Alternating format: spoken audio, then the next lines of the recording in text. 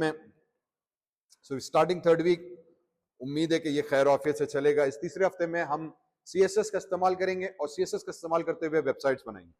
ठीक है, for now we will create websites from scratch. ठीक है, आइडिया ये है कि हम बिल्कुल जीरो से वेबसाइट्स बनाएंगे, बेसिक लेआउट्स, बहुत कंप्लीट नहीं, बेसिक सैंपल्स के तौर पर, ताकि समझ में आए कि यार CSS का इस्तेमाल करते हुए हम वेबसाइट्स कैसे बना रहे हैं। ठीक है, तो without wasting time let's begin. तो पहला प्रोजेक्ट है, पहला simple project, we will be developing this website. ठीक, इसके अंदर हम ये सिंपल सी एक वेबसाइट है, इसको डिजाइन करेंगे बिल्कुल जीरो से। ये हेडर के बाद नीचे एक पैराग्राफ आ गया और एक मेन्यू आ गया। बहुत सिंपल सा सेटअप है, कोई कॉम्प्लेक्स नहीं है। लेकिन इससे पहले हमने क्योंकि प्योर HTML यूज किए, अब हम देखेंगे यार CSS का इस्तेमाल करते हुए मैं ये वेबसाइट का स्ट्रक्चर कैसे डिजाइन करूं जिसमें ये मेन्यू शेन्यू सब चीजें आ जाए। ठीक है, तो we start with our basic HTML। तो सबसे पहला काम हम वही करेंगे जिससे पहले करते आए हैं कि VS कोड ओपन किया। Again I am using VS code. उसके अंदर आपने अपना वीक 2 का प्रोजेक्ट बना दिया। ठीक है, वीक 2 का प्रोजेक्ट का फोल्डर बना दिया, तो वीक 2 का आपके पास फोल्डर आ जाएगा। अब जितने भी वीक 2 के टास्क होंगे वो हम तमाम के तमाम इस एक फोल्डर के अंदर रखेंगे। तो ये एक प्रैक्टिस VS कोड के अंदर जरूर कीजिएगा। इससे पहले वीक 1 में किया था, अब हम वीक 2 के अंदर आए, ओपन प्रोजेक्ट किया, ओपन फोल्डर किया, या यहीं पे आइकॉन पे क्लिक करके न्यू फोल्डर बना देंगे, नया फोल्डर बन जाएगा। ठीक, अब जितना प्रोजेक्ट होगा उसमें रखेंगे। क्योंकि मैं HTML का प्रोजेक्ट बना रहा हूं, वेबसाइट बना रहे हैं, तो सबसे पहले हम एक फाइल बना देंगे जिसका नाम मैंने रख दिया है website1.html, और इसके साथ साथ CSS फाइल website1.stylecss। ये दो फाइलें मैंने यहाँ पे बना दी। ठीक, कंट्रोल N किया, एक का नाम HTML का फाइल बना के रख दी, दूसरे कंट्रोल N करके CSS, ताकि मेरे पास एक फाइल ये आ गई, ठीक है, दूसरी फाइल CSS की ये आ गई। ये दोनों हमारे पास CSS के कोड की फाइलें बनकर आ गई, ताकि हम आराम से उनके ऊपर जो है काम कर सकें। ठीक है, ये मेरी अप्रोच है। सम पीपल एक साथ पहले सिर्फ HTML खोलते हैं, HTML में काम करते आते हैं। मेरी आदत है कि मैंने HTML CSS फाइलिंग में जितनी मुझे रिक्वायर्ड है ना, मैं पहले बना दिया। यही चीज हमने HTML के अंदर भी की थी, पहले ही डमी फाइलें बना के रख ली थी, काम थोड़ा करना आसान हो जाता है। उसके बाद आ जाते हैं बेसिक कोड के अंदर। नाउ वी नो कि एवरी कोड के अंदर हमें बेसिक चीज चाहिए। वो बेसिक हमारे पास HTML, हेड टैग, तो हेड टैग स्टार्ट किया, हेड टैग क्लोज किया, बॉडी टैग स्टार्ट की, बॉडी टैग क्लोज की। ठीक है, और HTML को बंद किया। ये स्टैंडर्ड HTML का कोड है, हर वेब पेज के अंदर हमें चाहिए। तो सबसे पहले हम इसको बॉयलर प्लेट कहते हैं, हमने बॉयलर प्लेट अपनी फिल कर दी। ठीक है, हमने कह दिया ओके, कहानी हो गई। उसके बाद फिर मैंने CSS को लिंक करा दिया। अब मुझे पता है कि मैं CSS एक्सटर्नल यूज कर रहा हूं। हमने 3 टाइप की लास्ट क्लास में डिस्कस की थी। एक्सटर्नल का मतलब ये कि मेरा तमाम का तमाम CSS का कोड मेरी एक्सटर्नल फाइल के अंदर जाएगा, जो मैंने अलग से ये बना के रखी है। हमने कह दिया ठीक है। अब इस एक्सटर्नल CSS के अंदर कोड डालने के लिए मुझे इस एक्सटर्नल CSS को मेरी मेन HTML के साथ लिंक करना पड़ेगा। तो वो करने के लिए हमने लिंक का टैग यूज किया, href website1.css, उसको रेफर बता दिया। ठीक है, अपनी फाइल नेम का पाथ दे दिया, और फिर उसकी टाइप बताई कि यार ये HTML text/CSS है, रिलेशनशिप स्टाइल है। ये मेटा डेटा कहलाते हैं। ये मेटा डेटा बताना लाजमी है, ताकि आपके सिस्टम को पता चले कि आप मेटा डेटा इस्तेमाल कर रहे हो। ठीक है, तो ये दूसरा स्टेप हुआ। पहला स्टेप फाइल्स बना दी, दूसरे स्टेप में आने के बाद हमने उसका रिलेशन लिंक करा दिया कि यार ये CSS का मैंने लिंक सेटअप हो गया। उसके बाद अब बाकी के बॉडी का टैग। अब बॉडी के टैग के अंदर सबसे पहले हम क्या बनाएंगे, हेडर। तो मैंने हेडर का कोड लिख दिया। अब हेडर के अंदर हमने कमेंट दिया हेडर क्लास, एक डिव बनाई, डिव का मैंने क्लास का नाम दे दिया हेडिंग, और फिर h1 div using CSS header. ठीक, अब वेरी सिंपल हमने काम किया। मुझे ये सिंपल सा हेडर बनाना था, हमने h1 दिया। लेकिन हमने पहले भी पढ़ा हुआ है कि यार सीधा h1 ना लिखो, एक कंटेनर बनाओ डिव का। इससे पहले HTML में हमने हेडर का कंटेनर यूज किया हुआ है, सेक्शन का, HTML5 के टैग में से आता है। मैं उस पर नेक्स्ट क्लासेस में बात करूंगा। फिलहाल मैं सिंपल डिव टैग यूज कर रहा हूं। डिव भी कंटेनर के तौर पर एक एम्प्टी बॉक्स है, ग्रुप का कंटेनर है। इसका विजुअली कुछ नहीं है, इसका काम यह कि आप जितना टैग्स है ना इसके अंदर डालो तो ये कंटेनर के तौर पे आ जाएगा। अब आपने कंटेनर को कंट्रोल करोगे तो उसके अंदर के तमाम चीजें कंट्रोल होती है। ठीक है, तो इससे आप मल्टीपल टैग्स को एक साथ हम कंट्रोल कर सकते हैं। हमने कह दिया, ये भी बात समझ में आ गई। तो मैंने एक डिव बना दिया। अब क्योंकि मुझे पता है कि मैं CSS यूज करूंगा, तो मैंने इस डिव के साथ क्लास दे दी, क्लास हेडिंग। ये हमने लास्ट क्लास में पढ़कर आए कि CSS को इस्तेमाल करने के 3 तरीके हैं, इनलाइन, इंटरनल और एक्सटर्नल। ठीक है, एक्सटर्नल में जाएंगे तो फिर सबसे इंपॉर्टेंट चीज हमारे पास आती है सेलेक्टर की। यहां पे मैंने क्लास सेलेक्टर यूज किया कि मैं div का क्लास सेलेक्टर यूज करूंगा कि यार वो div जिसका क्लास का नाम हेडिंग हो, ठीक है, वो हमने इसमें इस्तेमाल करना है। हमने कह दिया ठीक, तो ये पहला div बनाया हमारे पास, इस div का आउटपुट यहां पे आ गया, सिंपल हेडिंग आ गई। फिर नेक्स्ट स्टेप में मैंने कहा यार अच्छा हेडिंग के बाद अब मुझे इसमें पैराग्राफ चाहिए, तो हम फिर सब हेडिंग बना देते हैं। सब हेडिंग के लिए मैंने एक और div बनाया और उसके अंदर हमने एक पैराग्राफ रख दिया, पैराग्राफ वीक 3 CSS एग्जाम्पल सब हेडिंग। ठीक है, हमारे पास सब हेडिंग आ गई जो ये वाली यहां पे नजर आ रही है। ओके, अब नोट करो क्योंकि हम हर चीज को div के साथ रख रहे हैं, यही स्टैंडर्ड एक HTML का तरीकेकार है, रिकमेंडेड नहीं है, तरीकेकार है डेवलपर का। अब ये हर डेवलपर की अपनी लॉजिक बैठती है। लास्ट HTML वाले सेशन में हमने हेडर यूज किया था, सेक्शन यूज किया था, नेव, वो लेआउट के टैग्स यूज किए थे, परफेक्ट। आज हम दूसरी तरीके से div से बना रहे हैं, ठीक है, आज हम div से बना रहे हैं, उस पर भी आएंगे बाय द वे। मैंने कहा बूटस्ट्रैप पे जाएंगे तो फिर मैं उसी को यूज करूंगा, ठीक है। तो अब हम क्या कर रहे हैं, हम div बना रहे हैं। div क्या, कंटेनर। कंटेनर क्यों, ताकि आइटम्स को हम ग्रुप करके ऑर्गेनाइज कर सकें, ये एक स्टैंडर्ड प्रैक्टिस है। बहुत सारे लोग डायरेक्टली H1 के साथ भी आप काम कर सकते हो, कोई प्रॉब्लम नहीं है।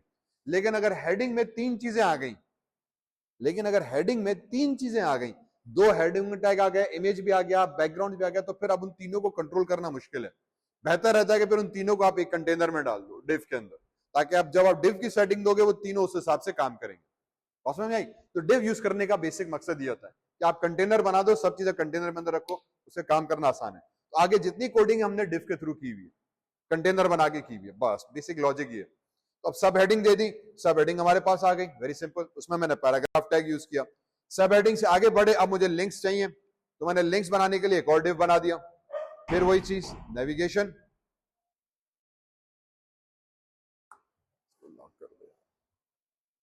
ठीक है, नेविगेशन का लिंक बनाया, उसके लिए भी div बनाया, एक और कंटेनर। इस कंटेनर में हमने क्या किया, 4 लिंक्स रख दिए, 4, 5, 6 जितने आपको दिल करे, जितनी आपके वेबसाइट में। लिंक बनाने के लिए हमें पता है एंकर टैग यूज करते हैं।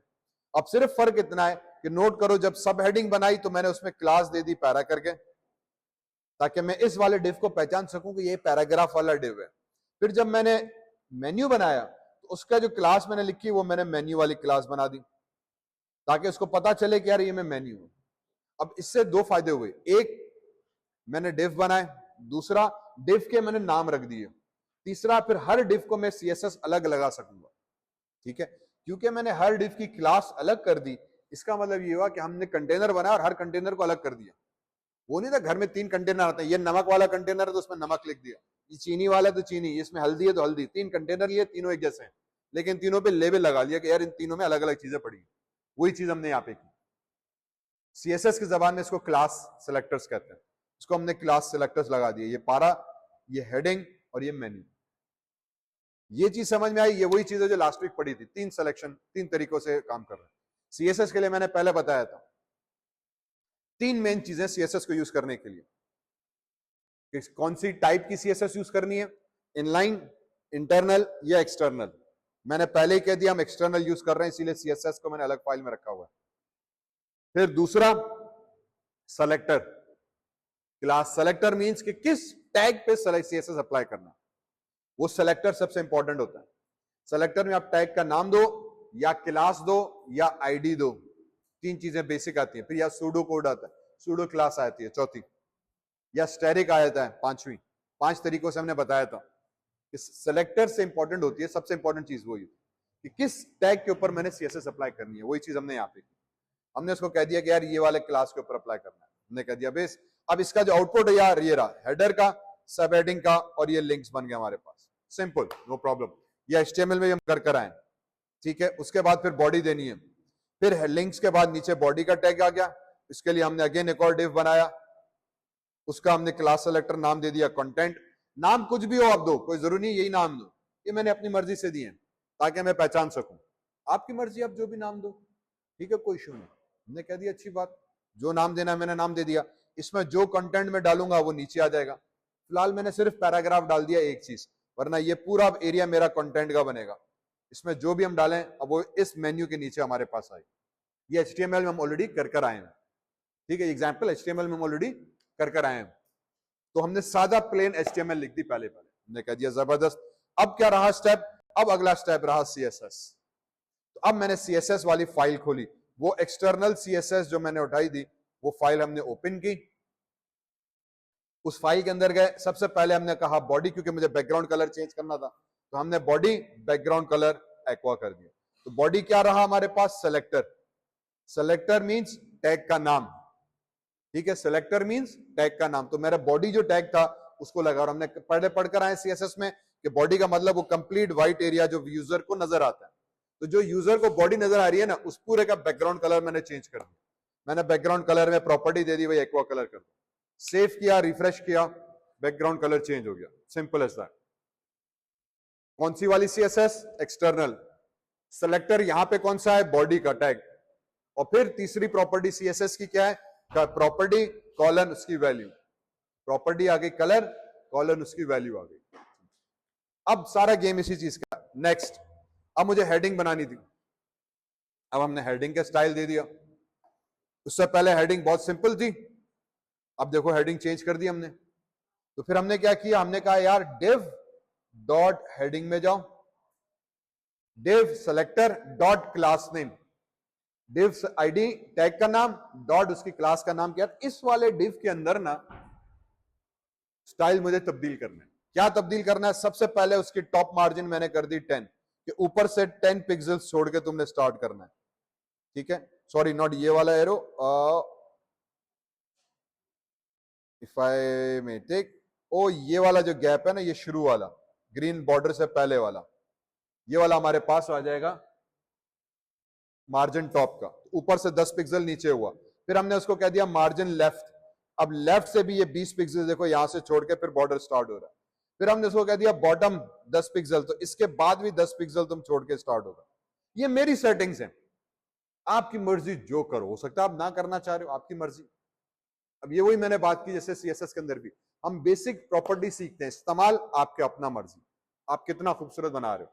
ये हमारा एक यार, तो बिल्कुल बॉर्डर से चिपक के ना हो, थोड़ा सा गैप कर कर आए, ये मुझे लग रहा है। तो ना हर इंसान का अपना एक होता है, वो फुनस होता है कि यार इसको यूं नहीं करो, यूं करो, यूं नहीं करो, यूं करो, बस वही वाली गेम है। अब प्रॉपर्टी आपको पता होनी चाहिए कि अगर मैं इसको चाह रहा हूं कि यार बॉर्डर से स्टार्ट ना हो, थोड़ा सा गैप कर कर आए, उसके लिए मार्जिन की प्रॉपर्टी होगी। बस हमें अब वो चीज ध्यान में रखनी है कि यार मार्जिन करके कोई प्रॉपर्टी है जिससे मैं उसको कंट्रोल करूंगा उसकी स्पेसिंग को, बस ठीक है। इसके बाद कलर रेड, टेक्स्ट का कलर हमने रेड कर दिया तो कलर रेड हो गया। बैकग्राउंड कलर मैंने व्हाइट कर दिया, हालांकि पहले व्हाइट था, लेकिन क्योंकि मैंने पेज का कलर पूरा एक्वा कर दिया, मैं कह रहा हूं यार मेरा जो बैकग्राउंड है उसका कलर व्हाइट कर दो, बैकग्राउंड व्हाइट हो गया। फिर हमने कहा यार बॉर्डर साइज, इसको बॉर्डर भी दे दो। बॉर्डर साइज में क्या किया, 5 पिक्सल, सॉलिड इन कलर और ग्रीन कलर का बॉर्डर। तो अब मेरे पास वो बॉर्डर नजर आ रहा है यहां पे, सिंपल सी बात। फिर हमने इसको पैडिंग लेफ्ट कर दी 80 पिक्सल्स, ये 80 पिक्सल्स बॉर्डर के बाद अंदर से जो है इसका स्पेस आ जाए, तो बॉर्डर के बाद 80 पिक्सल्स वो यहां से स्टार्ट करके स्टार्ट, ये मेरे पास एक स्टाइल बन गया। अब ये जरूरी नहीं हम हर दफा यही करें, मेरा स्टाइल है, मैंने एक दफा तजुर्बा किया, ठीक, मुझे जो अच्छी लगी मैंने कहा सही है, कलर आपकी मर्जी जो दे दिया। मेरे पास पहला बॉर्डर बन गया, हेडिंग बन गई। हेडिंग के बाद आगे बढ़े मेन्यू पे, सबसे इंपॉर्टेंट चीज मेन्यू कैसे नजर आए। पहले सिंपल टेक्स्ट लिखा हुआ था, अब पूरा बटन बन गया। बड़े ये बटन कैसे बना, बटन इस तरीके से बना कि हमने एंकर टैग उठाया। अब मैंने सेलेक्टर क्या यूज किया, एंकर टैग, सीधा सीधा मैंने कहा जितना भी एंकर टैग मिले ना उस एंकर टैग को उठाओ। सबसे पहले अब ये मेरी अपनी मर्जी, उसका फॉन्ट साइज चेंज कर दिया 20 पिक्सल। पहले फॉन्ट साइज आता था बाय डिफॉल्ट 12 होता है, छोटा होता, मैंने फॉन्ट साइज बड़ा कर दिया। फिर हमने उसको कहा कि यार पैडिंग कर दो 10 पिक्सल्स। अब देखो पैडिंग लफ्ज यूज किया, ये लास्ट क्लास में हमने पढ़ा, जब आप पैडिंग यूज करोगे तो पैडिंग का मतलब ये कि top left, top right bottom and left clockwise चारों तरफ 10 पिक्सल्स का गैप दे दो, ठीक है। जब आप सिर्फ लफ्ज पैडिंग यूज करोगे, पैडिंग लेफ्ट करोगे तो लेफ्ट का, टॉप करोगे तो टॉप का, राइट करोगे तो राइट का, बॉटम करोगे तो बॉटम का। लेकिन सिर्फ पैडिंग लिख के एक वैल्यू दे दी, ये शॉर्ट हैंड है, ये शॉर्टकट है। मतलब ये कि चारों तरफ से उसने 10 पिक्सल 10 पिक्सल 10 पिक्सल 10 पिक्सल का गैप दे दिया। हैंस जो पहले टेक्स्ट था अब वो बॉक्स बन गया। फिर उसको हमने टेक्स्ट डेकोरेशन नन कर दी। ये क्योंकि बाय डिफॉल्ट एंकर जब भी आप यूज करोगे उसमें अंडरलाइन आएगा, उसका कलर ब्लू आएगा, जब लिंक पे क्लिक करोगे तो उसका टेक्स्ट पर्पल हो जाएगा। ये हर एंकर टैग की डिफॉल्ट प्रॉपर्टी है। ये हर एंकर टैग की डिफॉल्ट प्रॉपर्टी। कलर उसका ब्लू है, अंडरलाइन होगा, जब यूजर क्लिक करेगा तो पर्पल हो जाएगा। मैंने ये सारी डेकोरेशन खत्म करनी है, तो मैंने टेक्स्ट डेकोरेशन नन कर दी, तो अंडरलाइन गायब हो गई, नॉर्मल कलर हो गया। फिर इसको मैंने कह दिया कि यार बॉर्डर दे दो इसको 0 पिक्सल का, बिल्कुल पतले पिक्सल का, सॉलिड और रेड कलर का। फिर उसके बाद लेफ्ट मार्जिन उसको दे दो 5 पिक्सल्स की, तो लेफ्ट से देखो सबके अंदर 5 पिक्सल्स का गैप आ गया। फिर उसका बैकग्राउंड कलर हमने कर दिया ब्लैक, तो बैकग्राउंड कलर ब्लैक हो गया। फ्रंट कलर हमने व्हाइट कर दिया, तो फ्रंट कलर व्हाइट हो गया। ठीक, अब जो जो प्रॉपर्टी आप लगाते जाओगे उसका इफेक्ट आपके सिस्टम पे नजर आता जाएगा। ये मेरा स्टाइल है। मेन्यू बनाने के बहुत सारे डिजाइन तरीके हो सकते हैं। बेसिक आइडिया क्या था कि यार उसको पैडिंग दी ताकि टेक्स्ट के गिर्द स्पेस आ जाए, बॉर्डर दे दिया ताकि उसके गिर्द बॉर्डर आ जाए, बैकग्राउंड कलर दिया ताकि बैकग्राउंड कलर से पूरा बॉक्स बटन की सूरत में नजर आए, फ्रंट का कलर चेंज कर दिया, बटन बन गया हमारे पास। सो सिंपल HTML से मैंने कंप्लीट मेन्यू सिस्टम क्रिएट कर दिया using one single CSS property. मैंने कह दिया जबरदस्त, आगे बढ़े। अब होवर इफेक्ट कि जब मैं इसके ऊपर कर्सर मूव करूं तो इसका कलर चेंज हो जाए, तो फिर प्रॉपर इंटरैक्टिव लगेगा। यहां यार मजा आ रहा है, बटन के ऊपर हमने चेंज किया तो कलर चेंज हो गया, ये इंटरेक्शन चाहिए। ये करने के लिए अगेन हम गए एंकर के अंदर, कॉलन और होवर इवेंट यूज किया। इसको हम सूडो क्लास कहते हैं। चौथा तरीका था CSS के अंदर, चौथी शुरू की स्लाइड्स में। सूडो क्लास का मतलब ये कि ये बिल्ट इन क्लासेस हैं जो इवेंट्स और मुख्तलिफ चीजों को ट्रिगर करती हैं यूजिंग CSS। यहां पे हमने कहा है कि भाईजान जब एंकर के ऊपर माउस हवर करे तो उसके नतीजे में इवेंट ट्रिगर होगा, और उस इवेंट के नतीजे में ये वाली CSS सिर्फ एग्जीक्यूट होगी मखसूस। तो जो कोड आप इसके अंदर लिखोगे मखसूस ये वाली CSS एग्जीक्यूट होगी। तो इसके अंदर अब मैंने क्या रखा, अच्छा जब कवर हवर है उसके ऊपर तो सबसे पहले इसका बैकग्राउंड कर दो व्हाइट, तो बैकग्राउंड हो गया व्हाइट। लेकिन रिमेंबर टेक्स्ट का कलर भी हम ऊपर व्हाइट रख कर आए थे, अब मैंने यहां पे कलर ब्लैक कर दिया कि जैसे ही नॉर्मल है तो नॉर्मल है, जैसे ही माउस इसके ऊपर आएगा तो इसका बैकग्राउंड व्हाइट हो जाए और टेक्स्ट ब्लैक हो जाए, और जैसे ही कर्सर हटेगा तो ये वापस बैकग्राउंड ब्लैक हो जाएगा और टेक्स्ट व्हाइट हो जाएगा, इन्वर्स हो जाएगा। Hence it will create a very nice effect कि यार ये पूरा बटन के तौर पे काम कर रहा है। बहुत सिंपल। अब CSS का दूसरा हिस्सा कंप्लीट हुआ। तीसरे में आ जाएं बॉडी के अंदर जो कंटेंट एरिया। अब क्योंकि मैंने ज्यादा इसमें टेक्स्ट रखा नहीं है, कुछ कंटेंट रखा नहीं है, मैंने फिलहाल सिर्फ इसका ये कर दिया कि यार मार्जिन टॉप 20 पिक्सल्स, कि ये वाले कंपोनेंट से 20 पिक्सल्स का गैप छोड़कर आए। बॉर्डर दे दो इस पूरे कंपोनेंट को 2 पिक्सल्स का सॉलिड और रेड कलर का, ताकि इसके गिर्द एक बॉर्डर आ जाए हमारे पास। Simple as that. फिर बाकी जो टेक्स्ट रखोगे जैसे आएंगे। हैंस मेरे पास मेरी कंप्लीट वेबसाइट डिजाइन होकर आ गई। फिर मैं आ जाता हूं वापस HTML फाइल के अंदर।